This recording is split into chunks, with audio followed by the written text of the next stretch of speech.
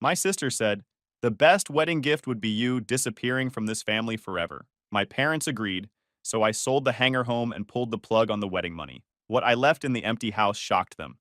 Hey Reddit! Every other Sunday, my parents host dinner at their hangar home in a gated fly-in community outside Austin. Private runway, HOA that acts like a small government.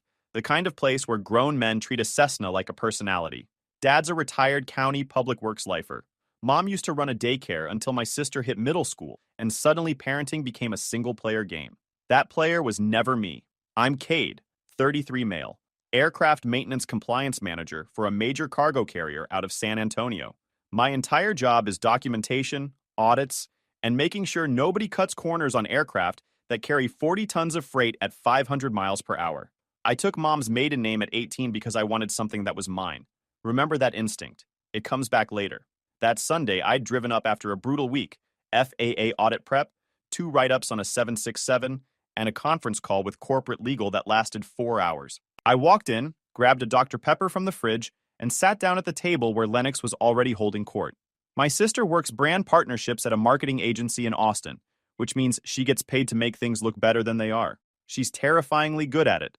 Could reframe any situation, so she's the hero and you're the problem, and she'd do it with a smile that made you feel crazy for noticing. Her fiancé Kellen sat next to her, junior loan officer at a regional bank, had his pilot's license for about 8 months and talked about the aviation world like he'd landed on a carrier deck instead of a grass strip in a rental. Nice enough guy on the surface. Zero depth underneath. I mentioned I'd just been tapped to lead the compliance team for our carrier's new regional hub expansion. 12 aircraft, new maintenance facility, full regulatory approval process. It was the biggest thing I'd worked on in my career. Dad grunted. Mom said, "That's nice, honey," in the same tone you'd use if someone told you they found a quarter in the couch. Lennox set her fork down. "You know what would make my wedding absolutely perfect?" She looked right at me. Not angry, not heated, calm, rehearsed. "If you just disappeared from this family, forever, that's the only gift I want from you, Cade." I waited for the correction. The Lennox, that's enough. The uncomfortable laugh, something. Dad reached for his glass of sweet tea. Mom kept cutting her brisket. Neither looked up. Neither said a word. "I'm dead serious," Lennox continued. "You make everything weird. You show up, talk about work nobody cares about, suck the energy out of every room, and then act confused when nobody's impressed. Just go, please." "Lennox," I started. Mom's hand came up. "Your sister is getting married, Cade. Could you not make this about you? Just once?" I wasn't making it about me. I'd said 12 words about work before Lennox detonated. "Always the job," Dad muttered. "Never family, never what matters." I looked at the 3 of them. Mom had already turned back to Lennox. Dad was studying his plate. Kellen was examining his fingernails, like they contained state secrets. I stood up. Didn't raise my voice, didn't slam anything. "Appreciate the clarity," I said. Took my jacket off the back of the chair, walked to the front door, and left. Nobody followed, nobody called out. The screen door closed behind me, and the conversation inside resumed before I reached my truck. Through the window, I could see Lennox already pulling up something on her phone, Mom leaning over her shoulder, both of them lit by the warm kitchen light like I'd already been edited out. The drive back to San Antonio took 53 minutes. I merged onto the highway with both hands on the wheel, and my brain went quiet. Not anger. Anger is reactive. This was something older. I knew what it was. The last piece of evidence had just landed on a pile that had been growing for decades. I spent those 53 minutes running calculations, not emotional calculations, actual numbers. Because here's the thing Lennox didn't know, and my parents had apparently forgotten. When I turned 21, Dad added both me and Lennox to the deed on the hangar home. Tenants in common, each owning 25%. Dad explained it as estate planning. Smart move for inheritance. Real dumb move when one of your kids decides to cash out. The property, a 2,800 square foot hangar home with attached T-hangar, direct taxiway access, and a lot on the airpark's premium row, had been appraised 18 months ago for insurance purposes at $785,000. My 25% was worth $196,250. They wanted me gone. Fine. But gone has a price tag. I gave myself 2 weeks before making any move. Not to calm down, to build a case file. Deed records from the county clerk. Property tax history. The HOA covenant package. All 63 pages of it, including the transfer review process that kicked in whenever ownership changed hands. I pulled up Lennox's social media too. Not to stalk, to catalog. She'd been posting wedding details for months. Venue was a converted barn estate outside Dripping Springs, capacity for 220 guests. She'd posted the deposit receipt, $8,500 non-refundable, like it was a flex. Total wedding budget looked like $52,000, mostly funded by mom and dad's savings. The same savings that would need to cover buying out my share of the property if they wanted to keep the house. Then I met a real estate litigation attorney out of Austin. Found him through a colleague whose ex-wife had tried to block a property sale during their divorce. He was mid-50s, had a voice like gravel, and decorated his office with framed photos of his dogs instead of diplomas. I liked him immediately. He confirmed what I already suspected. As a co-owner, I could petition for a partition sale under Texas Property Code, Chapter 23. If they couldn't buy me out at fair market value, the court orders a sale. Not fast, 4 to 6 months minimum, but legally bulletproof. The HOA transfer process would add friction, not a barrier. I retained him that afternoon. I also went to 2 family events in that window. Not because I wanted to, because people who are comfortable mistreating you will keep doing it on camera if they don't think anyone's watching the tape. The first was a wedding planning brunch at mom and dad's. Lennox had invited 6 of her friends, plus Kellen's mother. I showed up with a gas station coffee because I knew there'd be nothing there for me. I was right. She'd set the table for exactly the number of guests -1. No chair, no place setting.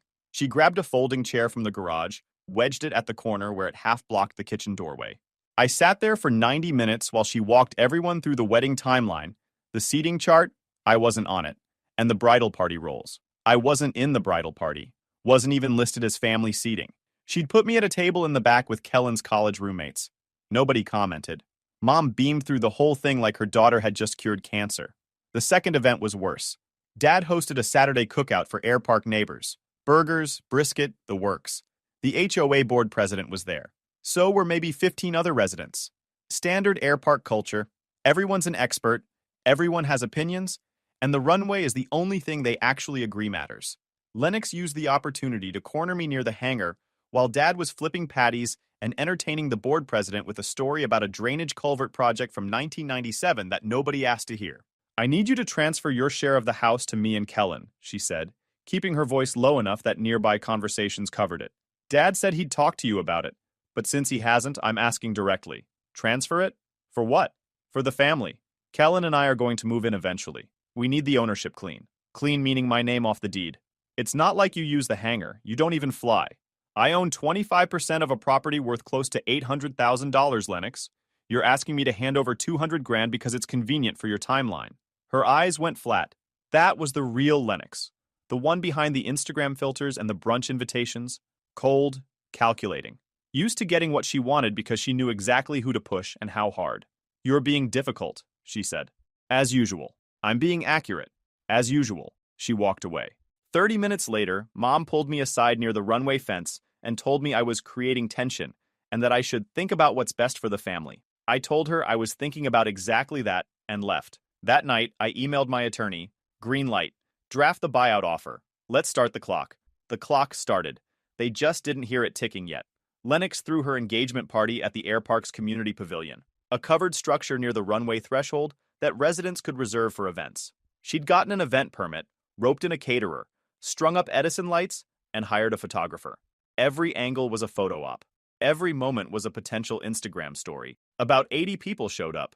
Air Park residents, friends from Austin, Kellen's bank colleagues, extended family. A King Air taxied past during the speeches, which Lennox handled by pausing dramatically and saying, "Even the planes are celebrating," which got a laugh from everyone except the pilot. One of Dad's brothers drove down from Dallas, the kind of guy who'd never called me once, but had strong opinions about everything I did. I came in khakis and a button-down. Understated. I wasn't there to perform. I was there to close a chapter. The photographer arranged a family shot near the pavilion's stone wall. Mom and Dad center, Lennox and Kellen to their right, me on the far left, half out of frame. The photographer actually asked me to scoot in, and Lennox said, "He's fine where he is." Click. Last family photo. They didn't know it yet. After the photo, I found Lennox near the dessert table, laughing with 2 friends about some influencer partnership she'd landed. "Got a minute?" I said. She excused herself with an eye roll. We walked toward the edge of the pavilion, away from the crowd. The runway stretched out behind us, empty in the evening light. "I've been thinking about what you said at dinner," I told her. "About disappearing."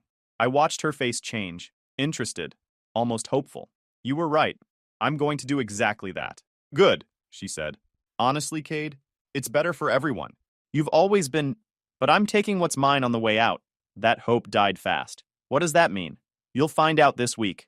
I walked back to the party, stayed another 40 minutes, shook Kellen's hand, said goodnight to the HOA president, who was complaining about someone's unapproved hangar paint job. Last time I'd ever shake that man's hand. Last time I'd ever say goodnight to any of them. Monday morning, my attorney sent the certified letter to my parents' address. Return receipt requested. Formal buyout offer, $196,250 for my 25% share. 60-day response window. If they couldn't or wouldn't buy me out, I'd file for partition under Texas Property Code, Chapter 23. The letter arrived Wednesday. I know because the return receipt came back with Dad's signature, written so hard the pen almost tore through the card. Dad called 14 times between Wednesday evening and Thursday morning. I let everyone go to voicemail.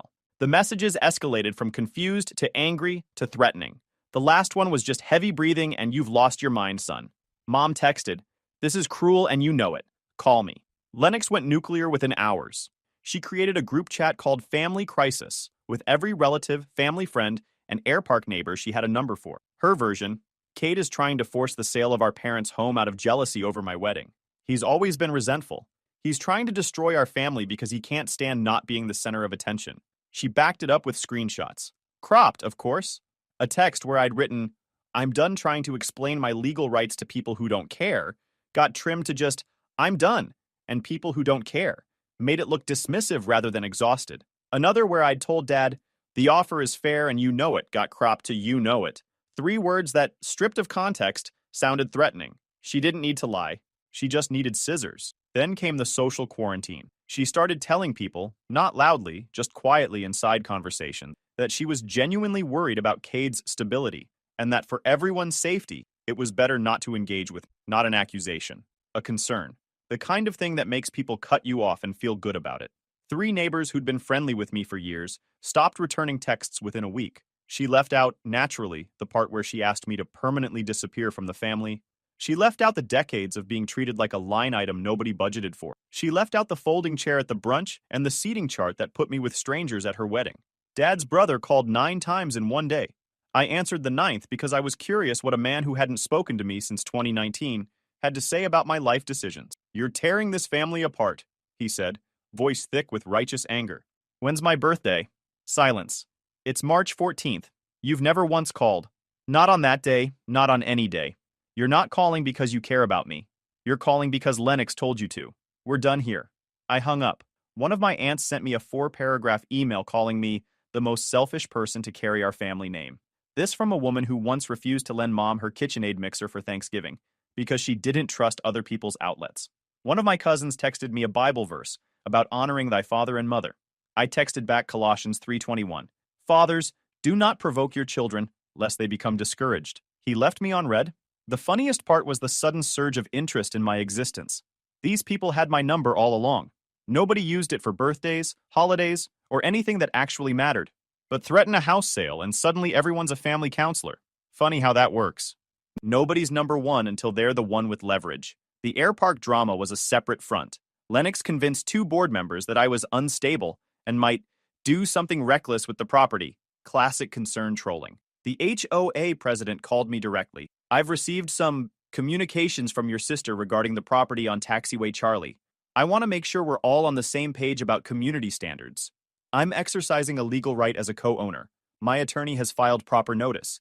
If the board has specific concerns about the transfer process, they can put them in writing and send them to my lawyer." That shut it down. The president was a retired airline captain who respected chain of command communication. He didn't want legal heat, but Lennox wasn't done. She filed a complaint with the HOA alleging I'd violated the property maintenance covenant by failing to contribute to upkeep costs. Complete nonsense, since property taxes and HOA dues were paid through a shared account Dad managed, and my 25% had been auto-drafted from my bank for years. I had every receipt, 12 years of them. My attorney sent the HOA a 4-page response with documentation attached. Complaint dismissed in a week. Then the board tried something creative. The president sent a notice of a proposed special assessment for runway resurfacing, $4,200 per property, due within 60 days.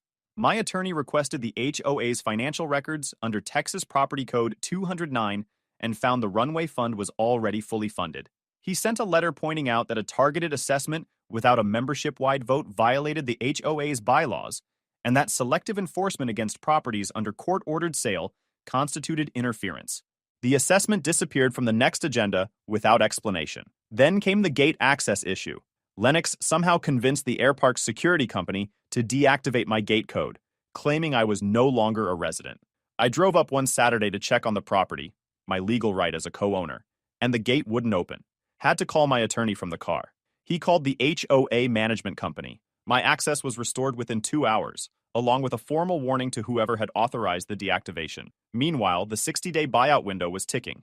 Dad's attorney, a general practice guy from Round Rock, who mostly handled wills and fender benders, sent my lawyer a letter arguing the buyout price was inflated and that I should accept $120,000 in the interest of family harmony. My attorney's response was 3 sentences. The appraisal was conducted by a licensed independent appraiser. The offer stands at fair market value. If your clients cannot meet the buyout, we will file for partition. 2 weeks of silence. I used the time productively, filed every document my lawyer needed, built a timeline of ownership contributions going back to when my name was added to the deed. The kind of meticulous, boring work that wins court cases. Day 58, Dad called my attorney directly. Tell him we'll pay. We just need more time. 6 months. My lawyer relayed it. I thought about it for exactly 1 evening. No extension, I told him. They've had the deed for 12 years. They had 60 days notice. File the petition. The petition for partition sale was filed on a Tuesday in Travis County District Court. Filing fee, service costs, billable hours, it was adding up. But the math still worked. Even after legal fees, commissions, and closing costs, my cut would clear $170,000 minimum. Combined with my savings, that was a new start. The court assigned a commissioner to evaluate whether the property could be physically divided. You can't split a hangar home in half, and scheduled a hearing for 8 weeks out. Lennox's wedding was in 5 months. The hearing got pushed back 3 weeks. Commissioner had a scheduling conflict, then the court docket was packed and bumped us twice. Dad's attorney filed a motion to delay, arguing undue hardship. The judge gave them 2 extra weeks to present financial alternatives. They presented nothing. Just a letter from Dad saying the house had sentimental value and that selling it would destroy the family. The judge ordered the sale. I exhaled for the first time in weeks. The system worked. The documentation held. Now came the hard part. Actually getting the thing sold with Lennox, doing everything short of setting it on fire. My attorney recommended a realtor who specialized in air park properties across Central Texas. She'd sold 11 hangar homes in 3 years and understood the HOA transfer process inside out. Lennox tried to torpedo the listing from day one. First, she called the realtor directly, claiming I didn't have authority to list the property. The realtor asked for the court order. I provided it. Done. Then, Lennox posted in the air park's residents' Facebook group, a move that backfired spectacularly. She framed the sale as a hostile act by a disgruntled family member and asked neighbors to discourage outside buyers. 2 residents screenshot the post and sent it to the realtor, who forwarded it to my attorney, who added it to our file as evidence of interference with a court-ordered sale. The HOA president called an emergency board meeting to address community concerns about the listing. I attended. Lennox was there. Mom was there. Dad refused to come. The boardroom was a converted office in the air park's main hangar building. Fluorescent lights, folding tables, stale coffee. 8 board members sat behind a long table, looking like they'd rather be anywhere else. About 20 residents in the gallery, some genuinely concerned, most just there for the drama. This one had attracted a crowd. The president opened with a statement about property rights and community standards. Then he turned to Lennox. You've raised concerns about this sale. Can you specify what covenant violations you're alleging? Lennox had prepared. She stood up with a folder, printed emails, screenshots of texts between her and me, selectively edited, a character reference from her agency boss describing her as a stabilizing presence in her family, and framing the sale as retaliatory conduct, professional letterhead, pure spin. I let her finish. Then I stood up, opened my own folder, and placed 4 documents on the table. Deed copy showing my legal ownership, court order mandating the sale, 12 years of HOA dues payment receipts from my bank account, and the HOA's own covenant, section 14.3, which states, no board action shall impede or delay a court-ordered property transfer. I'm not asking the board's permission, I said. I'm informing the board that this sale is proceeding under court order. If anyone interferes, they're obstructing a judicial mandate. My attorney is available to discuss that further. The president looked at Lennox, looked at me, looked at the court order. The board has no grounds to intervene, he said. The transfer review process will proceed normally once a buyer is identified. Next agenda item. He started to move on like it was settled. Lennox couldn't stand that. You can't just... This isn't about covenants. He's not family. He's an inconvenience we tolerated. And now he's leveraging a piece of paper to... The room went dead quiet. A guy in the back stopped chewing. 20 people just watched her say the things she was supposed to keep inside. The president stared at her. 2 board members exchanged a look. A woman in the third row put her hand over her mouth. Lennox heard it. Heard the silence. Her mouth closed. She sat down without another word. I didn't react. Didn't need to. She just said out loud what my whole family had been doing quietly for 19, and she said it in front of witnesses. Every tool in her kit, and she blew it with her own mouth. The realtor listed the property the following Monday. Professional photos, aerial drone shots of the runway access, 3D virtual tour. She priced it at $779,000 because air park buyers negotiate like it's sport, and she wanted urgency without looking desperate. Before the first showing, the realtor needed me on site to walk the property for photos. I pulled up to the gatehouse and the guard, new kid, maybe 22, told me he'd been instructed not to let me through. Wouldn't say by whom. I didn't raise my voice. I parked in the visitor lot, called the HOA property manager, then my attorney, then sat in my truck and waited. 45 minutes. The guard kept glancing over like he expected a scene. I was reading an airworthiness directive on my phone. My lawyer's call resolved it. The guard waved me through, looking relieved. I nodded at him on the way past. No hard feelings. He was just the tool someone else picked up. The first showing was that Thursday.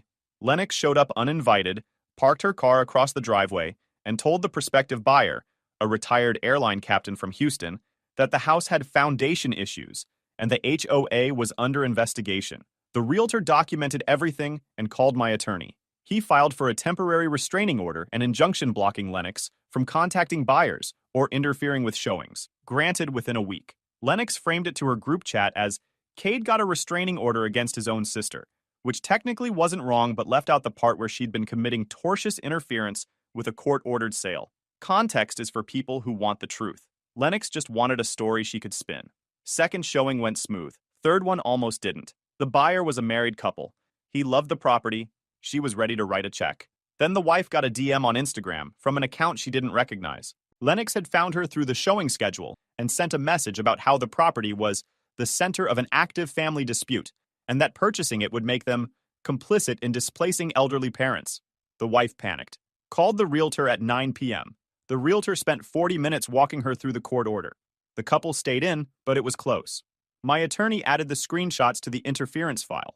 The realtor told me later that if they'd backed out, the court could have ordered another listing cycle and dragged this into Lennox's wedding month. By the end of the month, we had 2 offers, one at asking price, one at $760,000. The realtor recommended the full price offer, a couple relocating from Colorado. He was an aerospace engineer. She ran a remote consulting business. They had a Cirrus SR-22 and wanted taxiway access. They passed the HOA transfer review in 19 days. Clean background. Paid the $2,500 fee without complaint. No objections from residents. Closing was scheduled for 6 weeks out. Then the title company found an old mechanic's lien from a contractor who'd done hangar door work 8 years ago. Dad had paid the guy in cash and never got a lien release filed. Nobody's fault, just boring paperwork friction. Took 11 days to track down the contractor, get a signed release, and record it with the county. 11 days of Lennox probably hoping the whole thing would collapse on a technicality. Closing happened on a Thursday afternoon in late October at a title company in Austin. Separate signing at my attorney's office that morning. No need to see my parents. The title company handled coordination. After fees, commissions, and the mortgage payoff on what Dad still owed, net proceeds came out to approximately $168,000 per share. Less than the raw quarter, because of Dad's mortgage balance and closing costs. Still life-changing money for me? Devastating math for them. Here's what the numbers did to Lennox's wedding. The $52,000 budget was funded primarily from Mom and Dad's savings. Those savings were now needed to secure housing. They ended up renting a 3-bedroom outside Pflugerville. No runway, no hangar, no air park address. The deposits Lennox had already put down, venue, caterer, florist, photographer, were mostly non-refundable. She scrambled to cancel what she could and lost about $11,000 in deposits total. The dream wedding evaporated. 200 guests became 50. The converted barn estate became Kellen's parents' backyard. The designer dress became something off a rack at a bridal outlet. I learned most of this through the realtor, who heard it through the air park grapevine.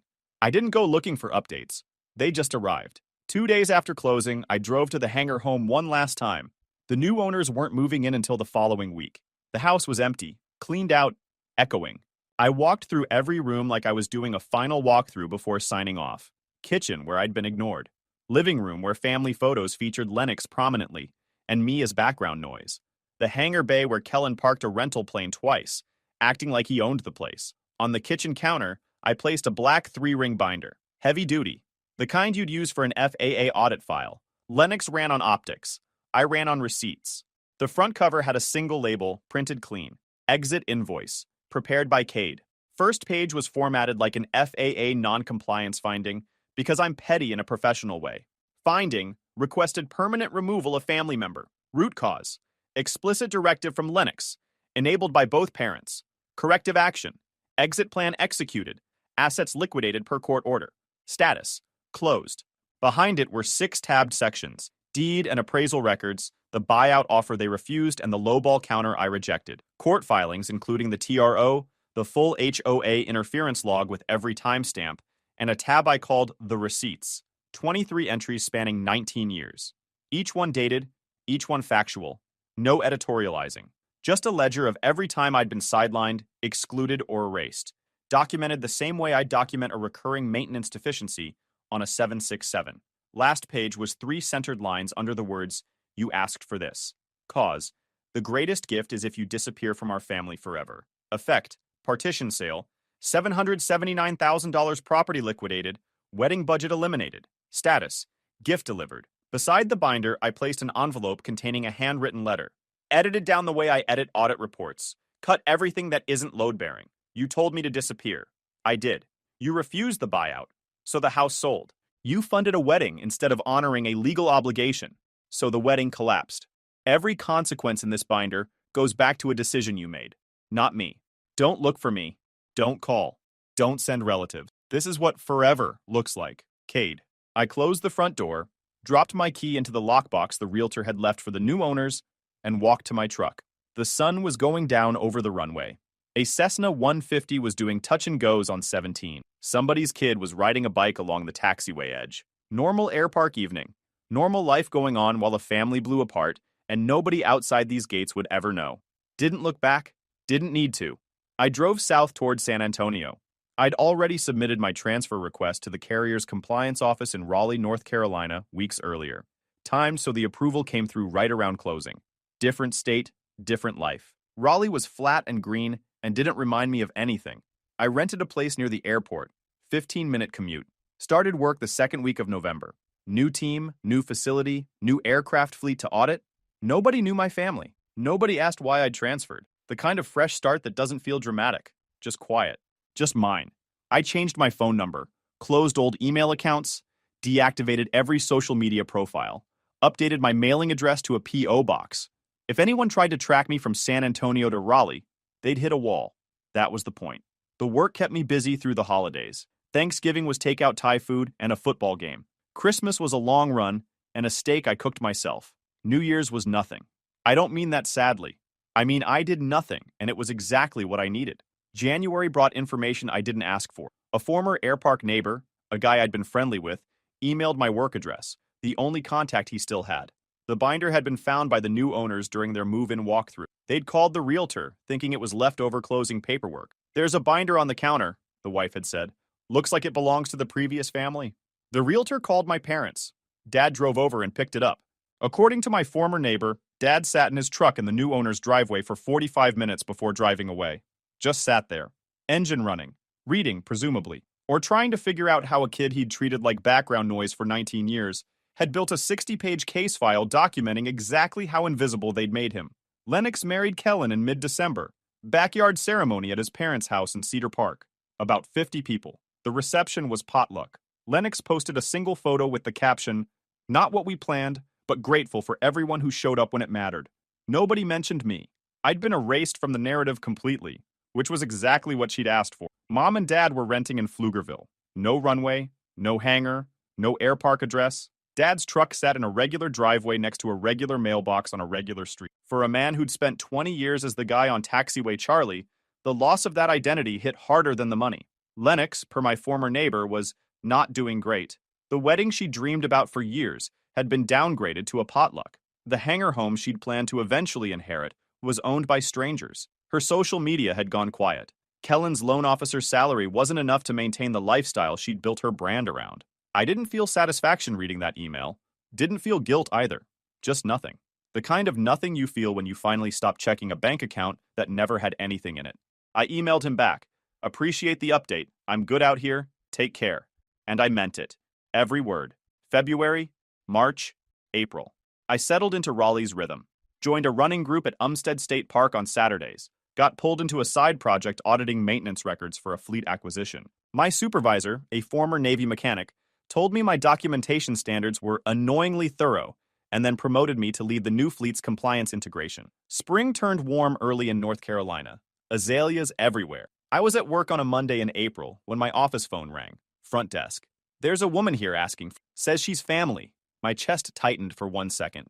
Then it passed. Tell her I'm unavailable. Let security know I'm not expecting visitors. She left after 20 minutes. I didn't ask what she looked like, but Lennox had tracked me to Raleigh, probably through my carrier's website, which listed office location, and she wasn't the type to accept a closed door. She wanted an audience. She always wanted an audience. The opportunity came 3 weeks later, and it came because of my former neighbor. He'd mentioned in a follow-up email that the air park was hosting its annual spring fly-in, aircraft displays, vendor booth, pancake breakfast, community barbecue, open to current and former residents. I hadn't planned to go, but my carrier needed someone to attend an EAA regional safety seminar being held that same weekend at a field outside San Marcos. I volunteered. Professional reason, legitimate travel. And when I was done Saturday afternoon, I drove the 40 minutes to the air park, not for the fly-in, because my former neighbor had offered to give me a box of tools I'd left in his garage 2 years ago. I pulled through the gate. My old code had long been deactivated, but he cleared me as a guest. Parked near the community pavilion. Same Edison lights from Lennox's engagement party, now strung between vendor booths. Same stone wall. The fly-in was winding down. Maybe 60 people still milling around. A few experimentals and a restored stagger wing sat on the ramp, wings glinting in the late afternoon sun. The HOA president holding court near the pancake station, talking to someone about transponder regulations with the intensity of a man who truly believed this was the most important conversation happening anywhere on Earth. I found my former neighbor at his hangar, grabbed the tools, and was loading them into my truck when I heard her voice behind me. Are you kidding me right now? Lennox. Standing on the taxiway in a sundress and designer sunglasses, pushed up on her head, arms crossed, jaw set. Kellen was 10 feet behind her, looking like he wanted to be anywhere else on Earth. I closed the tailgate, turned around, said nothing. You have the nerve to show up here? Her voice carried. A few heads turned near the pavilion. She wanted that. After what you did to this family? After you ruined my wedding? I leaned against the truck bed. Let her go. That binder was psychotic, Cade. Keeping a list of every time you felt slighted? You need help. Seriously. A few more people had drifted closer. The HOA president set his plate down. You done? I asked. No, I'm not done. You owe mom and dad an apology. You owe me an apology. You took everything from us because you couldn't handle not being the favorite. I pushed off the truck. Stood straight. Didn't raise my voice. Didn't need to. Lennox, you asked me to disappear forever. Those were your exact words. Mom and dad sat there and agreed. I did what you asked. The house sold because you refused a fair buyout. The wedding collapsed because mom and dad chose to fund your party instead of honoring a legal obligation. Every single thing that happened to you goes back to a choice you made. She opened her mouth. I kept going. I'm not apologizing. I'm not coming back. I'm not arguing about this in a parking lot at a fly-in. You got what you wanted. So did I. I walked to the driver's side of my truck. You're going to die alone, she called after me. Not a threat, a wish. The kind of thing people say when they've got nothing left and they know it. I opened the door, looked back at her one last time. At Kellen, hands in his pockets, shoulders hunched, looking like a guy who realized way too late what he married into. At the Hangar-Home down taxiway, Charlie that now had a different family's name on the mailbox. At the HOA president, watching silently from the pavilion, plate of pancakes going cold. Maybe, I said. But you already practiced disappearing me. You're just mad it worked. I got in the truck, started the engine, and pulled out through the gate. Didn't look in the rearview mirror. The gate closed behind me with a clank that sounded exactly like what it was, a lock sliding into place. Guys, we are so close to hit 100,000 subscribers on this channel. If you are not subscribed to the channel, please consider subscribing. It really helps hit that 100,000 mark. Thanks for making this dream come true.